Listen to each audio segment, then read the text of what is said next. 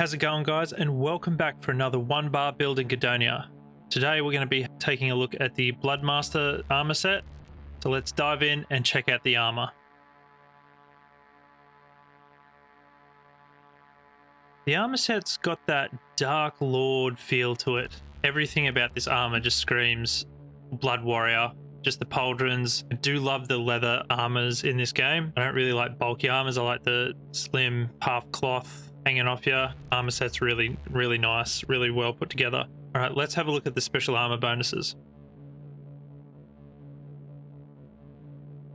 So with two pieces of the Bloodmaster set, your elemental attack with blood element sends a wave of bloody spheres and also spawns 2 additional leeches from dead bodies, and hemorrhage now stuns enemies. AoE stun, great. If you have all 5 pieces of armor, your blood demon ability is now a companion instead of the form. Can spawn unique blood skeletons with no mana requirements. So even if you have no intellect, if you don this armor and then go into the dark magic skill tree, you can summon either the magic skeletons or just the normal skeletons, and you don't need any intellect. And as long as you have all 5 pieces of it on. With the stats of this, you get 1 physical damage absorption, 1 magical. It's not bad.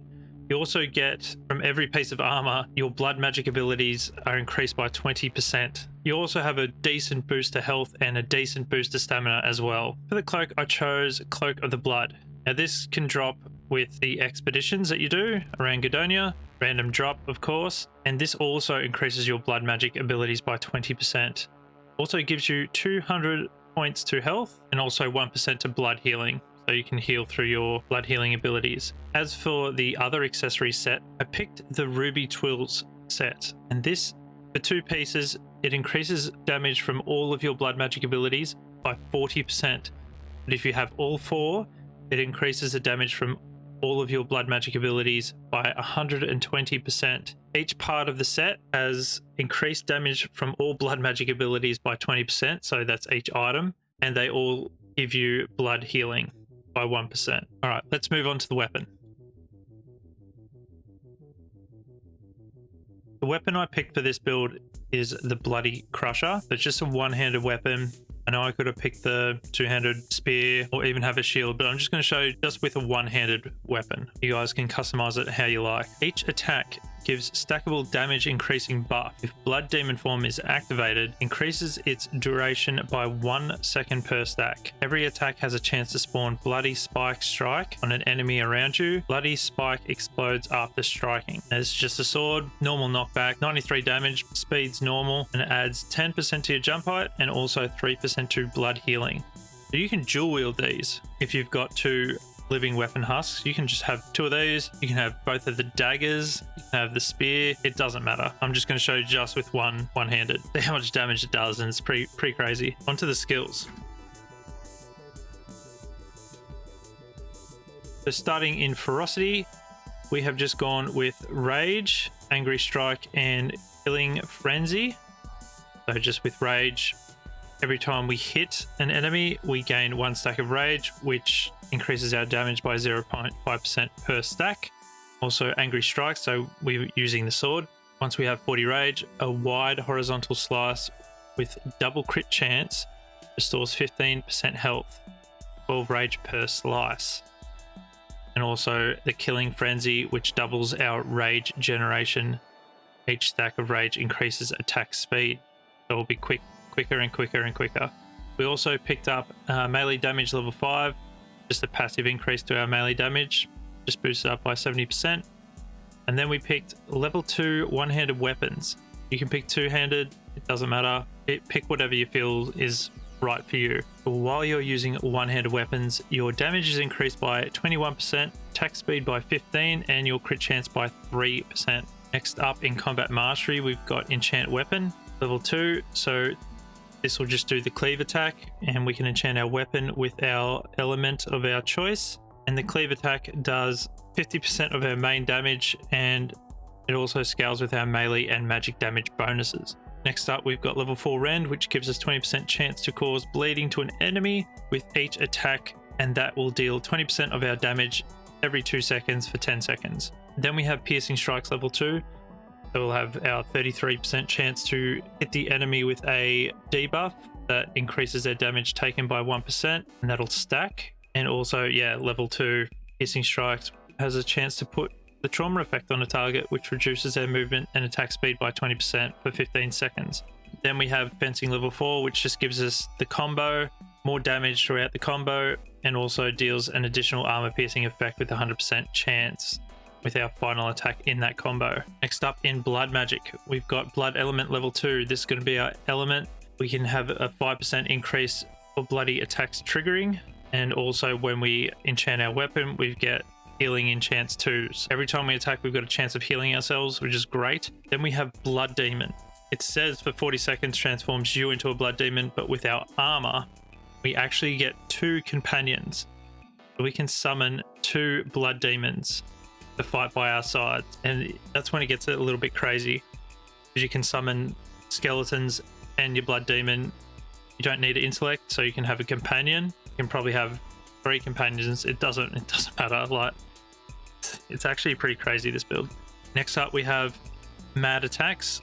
Performs a series of quick attacks, dealing 30% of damage per hit and increasing chances of bloody attacks triggering by 15%, so more chance of gaining health back. Then we have blood spikes.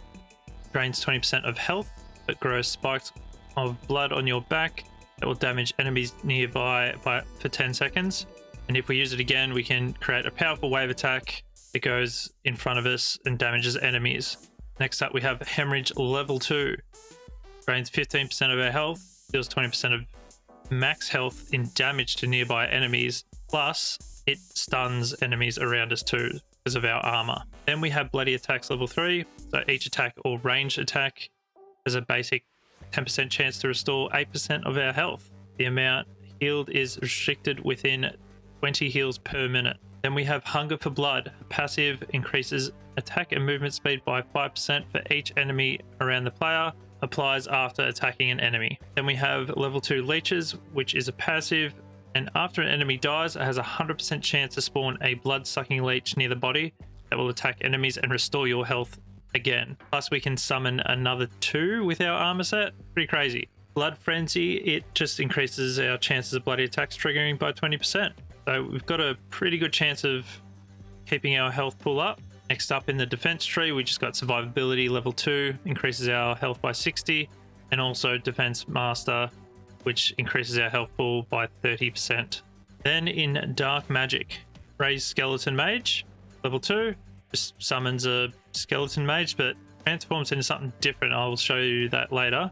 It's either you can have 3 raised skeletons, and I think they're blood berserkers. They're pretty tanky, they're pretty good. Or you can have the skeleton mages or hardly ever get hit and do heaps of damage. I did test both of them, and I did like the skeleton mage variant better. That's why I picked them.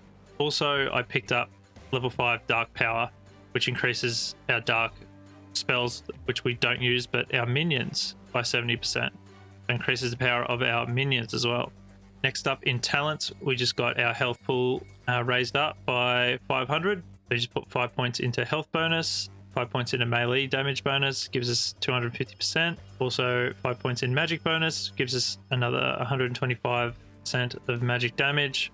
Just 2 points into defense bonus, just another 2% magic resist and our armor. And also 5 points in speed bonus. Gives us another 15% attack speed, and also our movement speed is increased by 1.25. All right, let's see what these frost trolls are made of. All right, now that we're here, we can put our blood element on and summon our blood bat. So they're the skeletal mage summons. Get our elemental weapon. And we can summon 2 blood demons. There's our blood element on. Now that we're all set, we've got our 2 demons and our bats. Let's head on in. We can put on our bloody spikes. We can use blood wave out of the way there. Use our bloody mad attacks. We are absolutely just punching through these guys. Use elemental attack. Oh, you're gone already. Got an army of leeches now. Head on this way. Get our spikes back on.